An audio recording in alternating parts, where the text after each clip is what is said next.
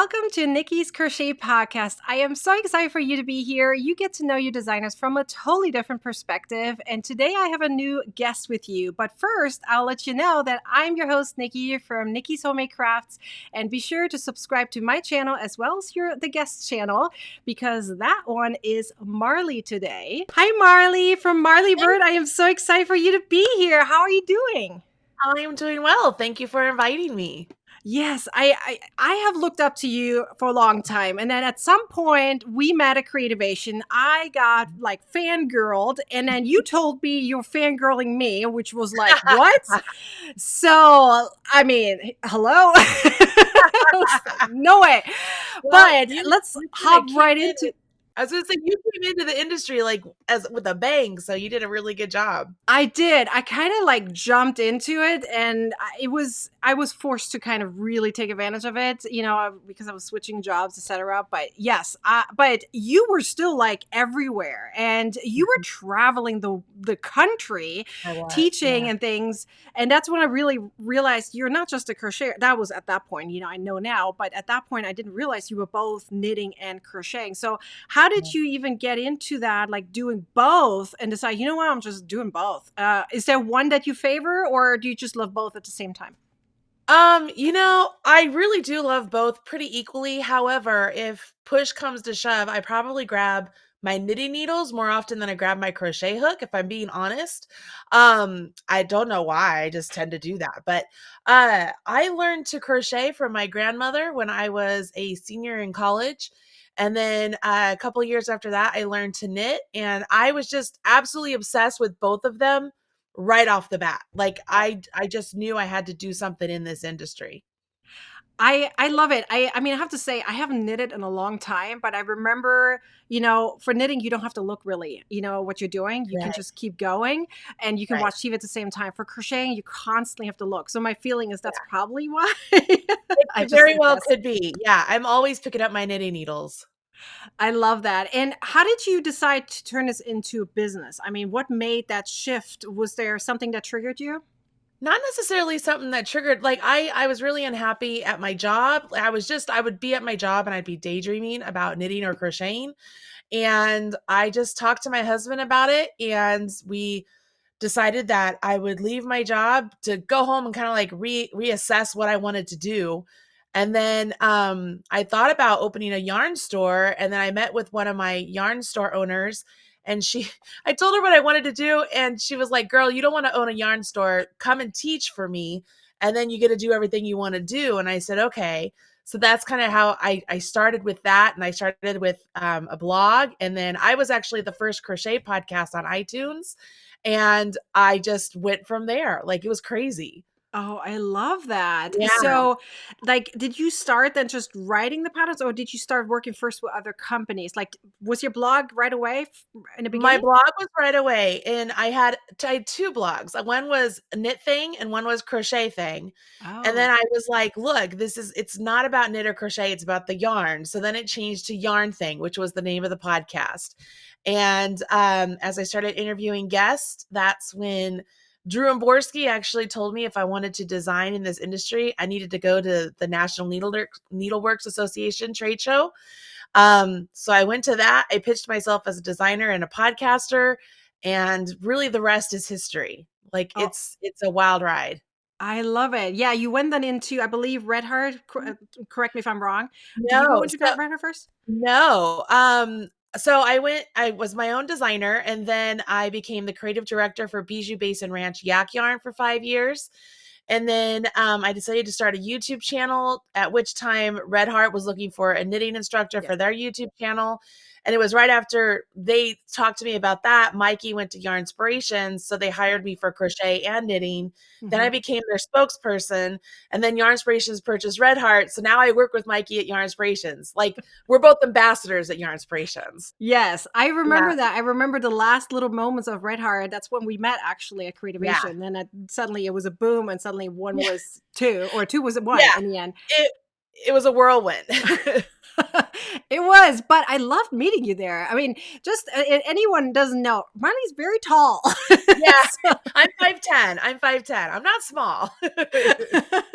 I was a little shocked. I was like, "Ooh, I have to look up." But I love it. But do you love the idea of being a Stitch ambassador, or did you ever see yourself as just being Marley Bird? I'm doing everything on my own, or do you love both of them? I love both. That's the beauty of being an ambassador is I get to do both. Originally with Red Heart, I was the one that pitched them the idea of being their spokesperson because Oh, I felt our brands went together very well. And they did. Like we signed a 5-year contract and it just was spectacular. wow. But Yarnspirations doesn't want spokespeople, which is totally fine. Yeah, So they want ambassadors. So transitioning over and getting to not only promote Red Heart, but get to promote Bernat and Peyton's, and Lily Sugars and Cream, all the stuff that I wasn't allowed to use for several yeah. years. It was like a candy store opened up for me, right? And then like they have so many patterns on their website, and the people I get to work with are delightful. And they allow me the autonomy to still have my own patterns and run my own Oh, business. So I'm still allowed to do my own knit alongs, do my own crochet yeah. alongs, work with independent yarn companies. Like I have a thing I'm doing right now called the Craft Summer Reading Box that I'm doing with Cool. Destination Yarn and Erin Lane Bags. And so I'm allowed to still be Marley Bird. They actually encourage that because they don't want me to lose who I am because I Yeah. represent them.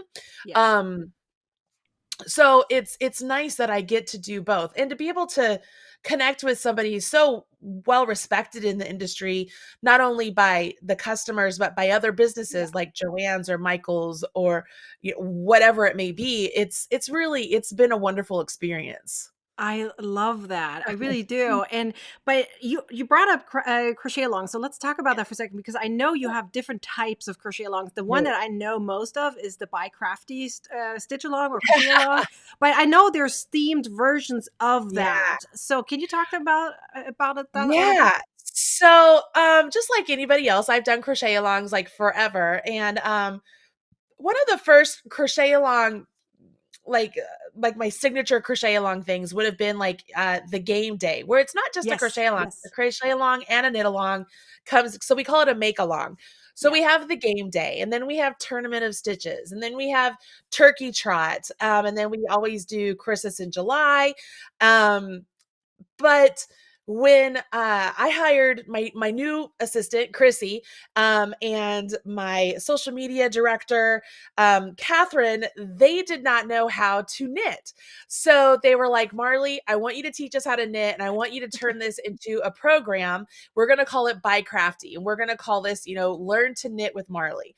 Yeah. So what was supposed to be this really just basic, unique thing for them and inviting others to be a part of it blew up. Like it just was so amazing because there are so many people who Yeah. wanted to learn both, right?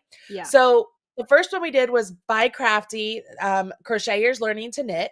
Then we did By Crafty, knitters learning to crochet. Love it. Um, and then we are in the process of building the By Crafty become a triple threat where you're going to learn Tunisian because it's still Yeah. crochet, but it's Yes. Tunisian. Yes. So the whole By Crafty series has really taken off. I think I even own like By Crafty, bycrafty.com or something like that. I'm not really sure. But yeah, it's done great things. And again, it goes back to the fact that I don't think of myself as just a knitter, just a Hmm. crocheter. I love yarn. Like I walk into a yarn store, the fumes, it's like you're just absorbed in them and you just get giddy with the possibilities and Yeah. the textures, the colors, the everything.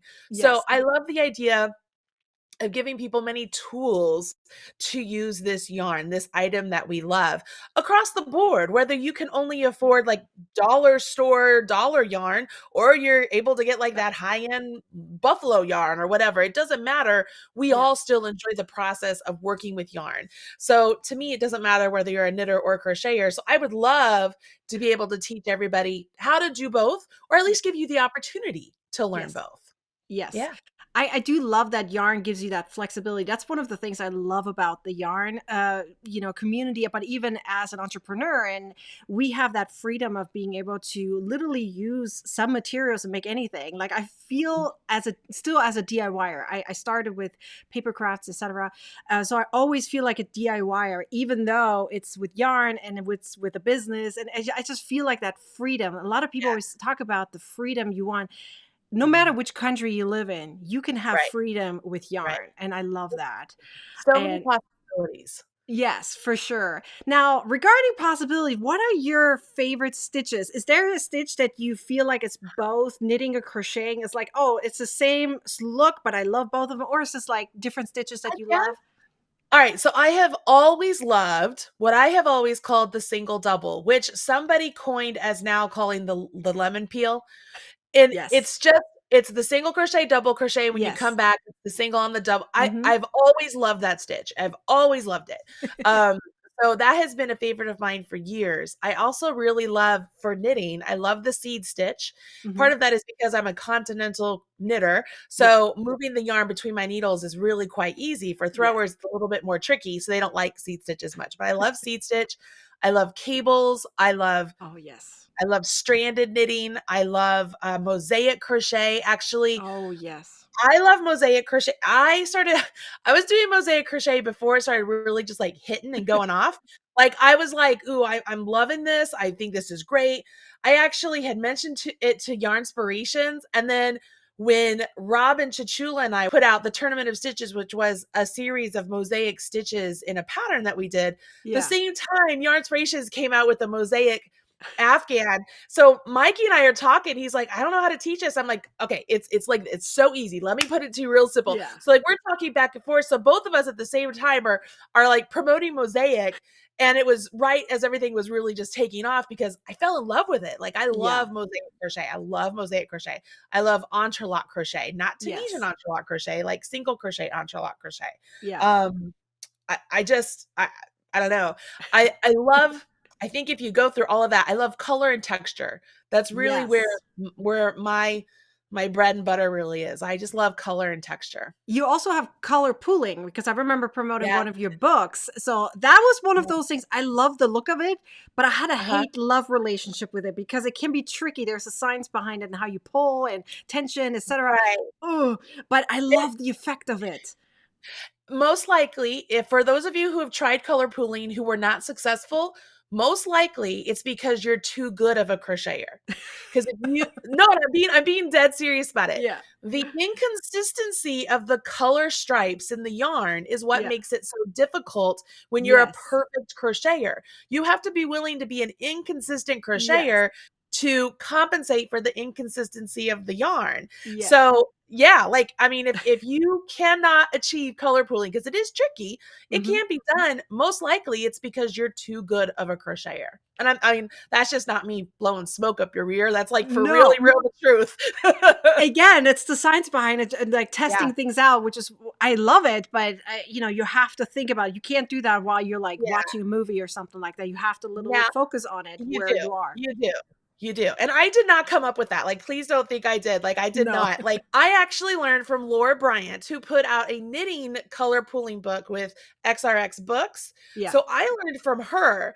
And then when color pooling started taking off online, Meg Ekman, Edie Ekman's daughter, who actually works for me, was like, hey, because she used to work for Red Heart. Hmm. Now she works for me. So when she was at Red Heart, she's like, hey, we should do a series on this. I was like, all right, let me put together how I want to teach it. And then I did the series online, and then I pitched the book to Leisure Arts, and the rest is history. I love it Yeah. though. There was really beautiful Mhm. designs. I mean, gorgeous Thanks. designs. I still love Thanks. that book. And a lot Yeah. of people still ask me about it. And it's like I always, tell them, so go to Marley. She knows how to teach that. Thank you. I'm like, I ain't teaching that. It's too time consuming. You can have me for anything else, but not that one. That's funny. But speaking of crazy things, like, have you ever done something crazy with yarn, or any one of your family members done something crazy with yarn? We're like, oh my gosh, it can be hilarious or completely like heartbreaking. Um, so I have one little thing. So, I always preach the importance of doing swatches, doing gauge Hmm. swatches. Mhm. Not only so that way you understand what your gauge is, but to understand what the fabric is going to turn out Yeah. like once you achieve the gauge that you have. Yes. So I have a yarn that is a mink and cashmere blend yarn. I mean, it is as luxurious as you would think, right? Wow. And I'm like, I should make myself something special with this. So I decided I'm gonna swatch this up. Now, mind you, this yarn, like off the skein, it looks just like this. Like it looks like Yeah. nothing Yeah. special. And I had not worked with it before to know what it was gonna do afterwards. Mhm. So I work up my swatch and I'm like, okay, well, so I measured it and measured it dry. And then I put it in some eucalyptus wool wash and washed it and pinned it out to dry after it was wet. And so that way Yeah. I could measure it after that. And once all of the oils and everything were washed off of the fiber and you pinned it out, the fiber bloomed. That's what it's called when a fiber uh it blooms when Yeah. the yarn is allowed to finally kind of like relax after a spa day, it blooms. Yes, yes. This fiber bloomed like it was fun fur. Okay. So my original plan of making myself like a capelet poncho in this yarn, I looked at my swatch and I was like, I'm gonna look like a Yeti. And so I was just like, well, that was disaster averted, right? So I often tell that story of the importance of swatching and Yeah. washing and blocking your gauge swatch, Yeah. because as much as you might think, wow, this yarn is gonna be great, after you wash it, you're like, oh, not so great, not so great. So that was a disaster averted because I did my Yeah. due diligence. How about that? I love Yeah, it. I love it. I mean, I love hearing different people's stories about their crazy yarn. yeah. Some people have, cat stories, some people have kid Oh, stories. yeah. I love that you have your own story. You prevented a Yeah. major disaster. So I I love mean, that. you mentioned I'm a tall girl, right? So I'm Yeah. tall and I'm a size 18, 20. So I mean, imagine like big old fur, not good. Not good at all. Not good. So, but have you ever tried to teach your kids or your husband how to crochet? Like, how did they even Yeah, feel about the idea? I'm going to combine two questions in one here. How did they they're feel about you good. being so public about what you do? And then did you teach them?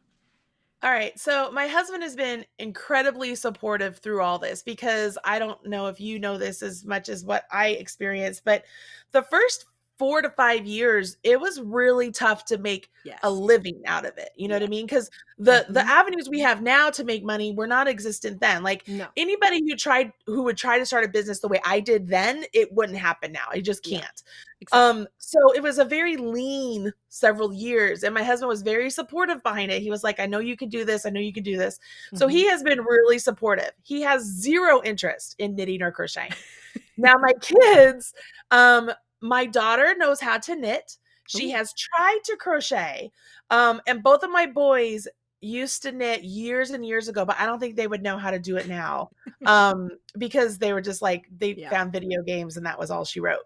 Yeah. But my daughter actually, in one of these books that I did with Leisure Arts, I had a ridiculously tight timeline. And she was like, Mom, I could make one of the beginner hats. So she Oh, made a beginner hat.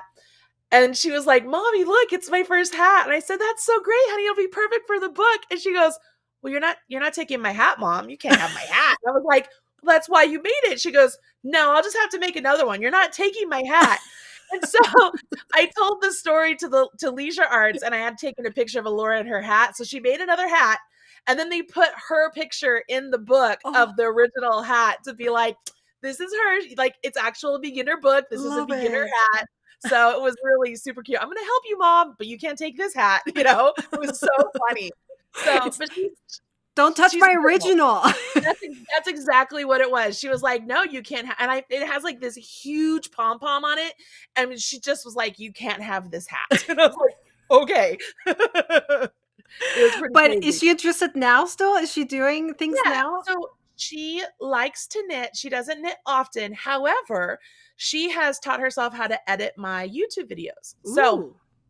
as Robin and I put together different workshops or we do the YouTube videos, she actually edits all of our videos, which is kind of funny because she has no idea what we're talking about half the time, but she understands how we talk and stuff. And she's Yes. like, I feel like I could do anything now. Oh, So she's nice. been doing that for me. Oh, I love it. I love that. That's really Yeah. cool. Like having that keep it in a family. Maybe at some Yeah. point down the road, you'll hand it That over. would be Who knows? lovely. That would be good. That would be good.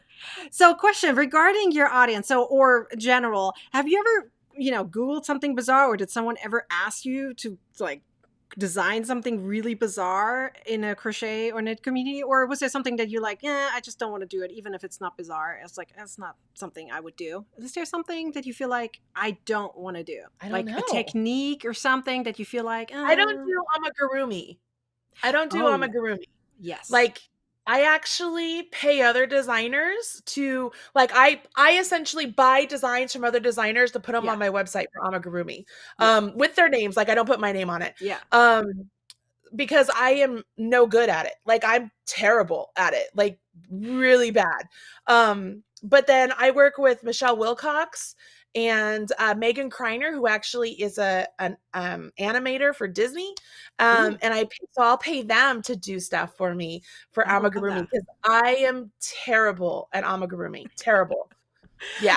I don't like faces. It's the funniest thing. I have issues making it look cute. I can do everything like arms, body, head, everything, but to make it look cute, I have Yeah. issues. So I No. feel you on that one. I'd rather crochet an entire sweater, seam it up, add embellishments than make an amigurumi. Yes. Not gonna happen. Well, cardigans is still my issue because it takes so long and then the sizing and everything to make it look I love really it. gorgeous. Mm. But I'm getting better at it. So it's just something that I prefer making a shawl or a hat or something quick, like a bag. I love making bags or like Yeah, something functional. I love that. But amigurumi and making it cute, oh. I understand. um when what do you do in your free time? I know you do a lot of crocheting, a lot of knitting, and now I think you mentioned to me you do a lot of things with your kids too, like track, etc. Is that what you do to relax, or is this just like something you like took on the side because you have I know, not much right? else to do? No, I know you have a Um, full list. Absolutely. So about 3 years ago, my husband got a new job here in Indiana. So we moved from Colorado to Indiana. And in that move, the new high school here in Indiana asked me to coach their throwers on their track team. So my two sons, one of them just graduated from high school, the other one is going to be a junior, are both throwers on the team. And so I talked to my husband about it, and we agreed that I essentially take a 6-year break from traveling for teaching and such, and I would take the job as a coach for the high school. Cool. So for the last 3 years, I have coached at the high school for track and field. So literally from January till June, like 2 days ago, is when I had my last track meet. I am so like I don't have free time. I'm at work, I'm at track, and then I sleep. So Wow. um, I don't have a lot of free time. And when it comes to free time, I like to spend it with my family and my friends. Like Mhm. I love to be with them. I love to travel with my husband. Oh. He's my favorite person in the whole world, and he's just the best person to travel with. But yeah, so one day, one day he'll get to retire. I don't plan on ever retiring, but I can work Yeah. on the road. So we'll get to travel together and still have fun. I love that. I love that it's Yeah. not just like a specific hobby. It's like my husband, anything with my husband. I love that. He's amazing. He's like the best person I know. He's Oh. fantastic. Oh, I love it. I love the support, and I feel my husband is the same. Like, if I could, I would just like travel with him or do whatever as long as he's there. I'm good. Yeah, So, right. Exactly. Exactly. but let's talk a little bit more about your free pattern because I know you have a lot of free patterns. You have a newsletter that someone can get a free pattern. So tell me a little bit more about it, or tell everyone about this. Sure. So I do have a lot of free patterns on my website, and I also have a lot of premium patterns that I sell through Ravelry. And as a thank you incentive, whatever you want to call it, for you guys, sticking through this podcast and listening to little old me. Actually, if you sign up for my newsletter, it's a weekly newsletter. We put a lot of like little tips and coupons and all sorts of little things in there. You will get a free PDF copy of my Granny Dots blanket, which is actually one of the final projects for the By Crafty Bootcamp Knitters Oh, Learning to Crochet. So it's a really cool pattern. It uses We Crochet yarn. It's just a fun pattern. So if you want to get that freebie and get the free PDF from Marley, look down below in the description. I have a summary link right there and all the links back to Marley, even her newsletter, so you can sign up and get that freebie, which is awesome. Who doesn't love a freebie? Yeah. And be sure, of course, to subscribe to both of our channels. Follow us on all social media platforms. And of course, remember, you can submit your questions for any future podcasts. And I hope you come back. These are weekly on Saturdays. Thank you, Marley, for being here. I am so excited you were my guest. I hope you had a fun time. And thanks everyone else for being here and watching with us. Thanks. Bye, everyone.